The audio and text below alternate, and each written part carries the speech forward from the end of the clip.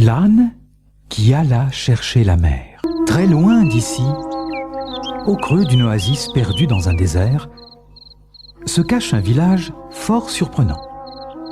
Bien qu'un soleil écrasant y brille en permanence, il possède 2 petits lacs, toujours pleins d'une eau fraîche et abondante. Jadis, avant l'apparition des lacs, vivait dans ce village un petit âne appelé Shaki. Il appartenait à une famille de pauvres paysans qui survivaient en cultivant un sol aride et poussiéreux. Même quand ses maîtres avaient à peine de quoi se nourrir, Shaki recevait toujours sa part. 3 fois par jour, le plus jeune fils, Ali, attachait 2 seaux sur le dos de Shaki et allait chercher de l'eau au puits. En chemin, Ali, gai comme un pinson, racontait des histoires à Shaki.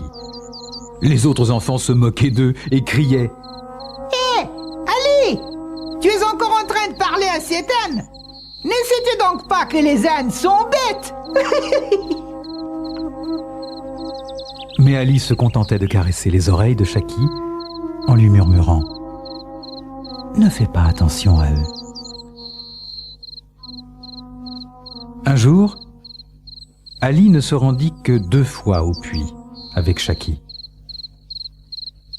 2 jours plus tard, il fit un seul voyage. « Le puits est presque à sec, tu sais, » dit Ali à Shaki. « C'est la fin pour nous tous. » Ce soir-là, Ali était si préoccupé qu'il en oublia d'attacher Shaki. Tandis que tout le monde au village était parti se coucher, le cœur lourd, Shaki resta éveillé. Et tout à coup, il se souvint. Plusieurs mois auparavant, il avait entendu Ali parler d'une chose qui s'appelait la mer et qui était entièrement remplie d'eau. Je vais aller chercher la mer et je la rapporterai ici. Ce sera peut-être un peu lourd, mais je m'arrangerai, pensa-t-il. Il se mit immédiatement en route, sans trop savoir quelle direction prendre. Il marcha pendant des heures, jusqu'à ce qu'il ne puisse plus distinguer le village sous les rayons de lune.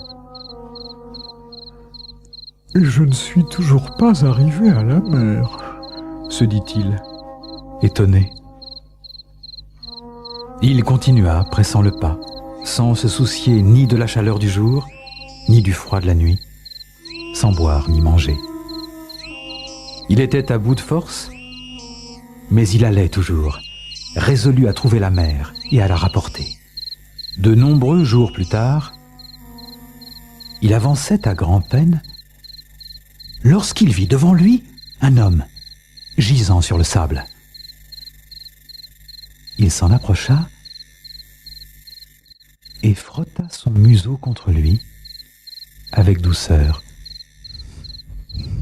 L'homme poussa un gémissement.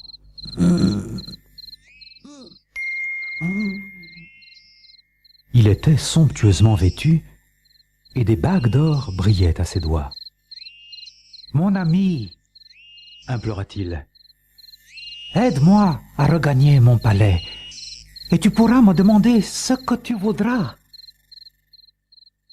Le premier mouvement de Shaki fut de continuer sa route vers la mer, car il n'était pas sûr d'avoir la force de porter un homme sur son dos. Puis il pensa « Je ne peux pas l'abandonner ici. » En chemin, le cavalier commença à reprendre ses esprits. Il parla à Shaki. « À tes yeux, je semble vulnérable, mais chez moi, je suis un roi très puissant. Des bandits m'ont attaqué et ils m'ont laissé pour mort. Tu m'as trouvé, ami, et tu m'as porté secours. Je ne l'oublierai pas et tu seras récompensé. » Tant bien que mal, sans rien manger, ils poursuivirent leur route, jusqu'à ce que, au loin, se dessinent les contours d'une cité. « Keftalia, ma ville !» s'écria l'homme. Les habitants de la cité furent bien étonnés, et tous accoururent pour voir leur souverain franchir les portes sur le dos d'un tout petit âne. Mais le roi refusa de s'arrêter. Sans descendre de sa monture, il alla jusqu'aux portes du palais. Alors seulement, ils s'arrêtèrent pour boire. L'épouse du roi accueillit son mari avec des larmes de joie. Les médecins s'empressèrent autour de lui, mais il les renvoya.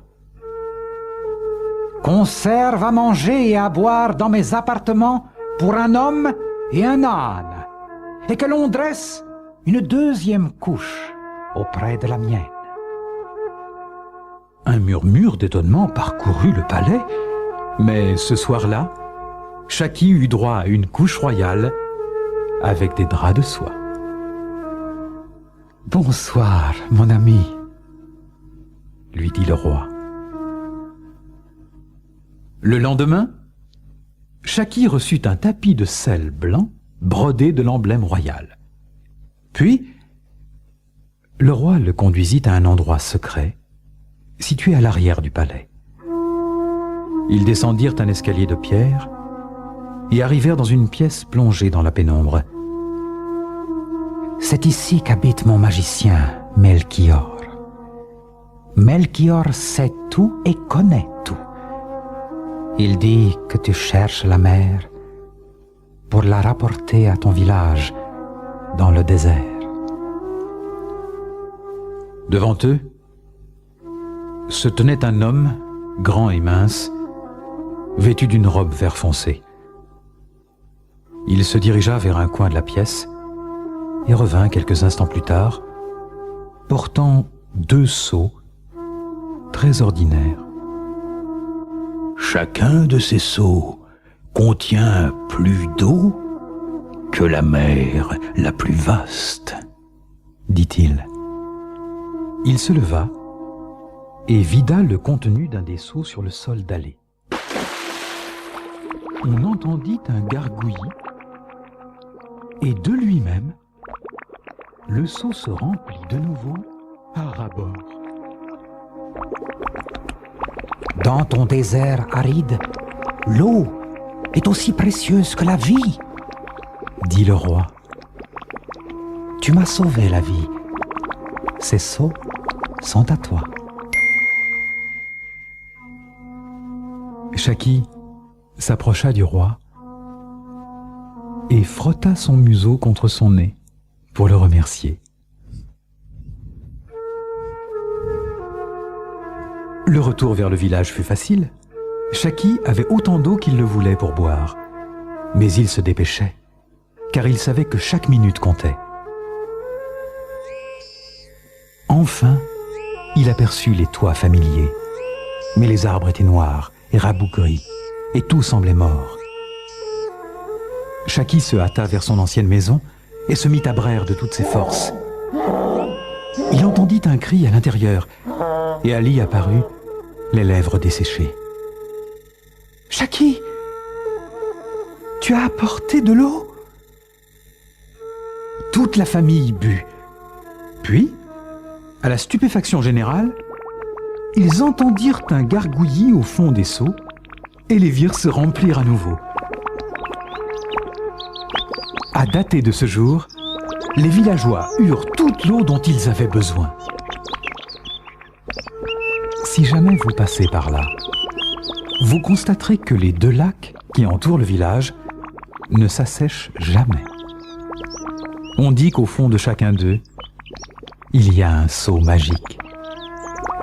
Au centre de la cité, maintenant prospère, trône la statue du petit âne.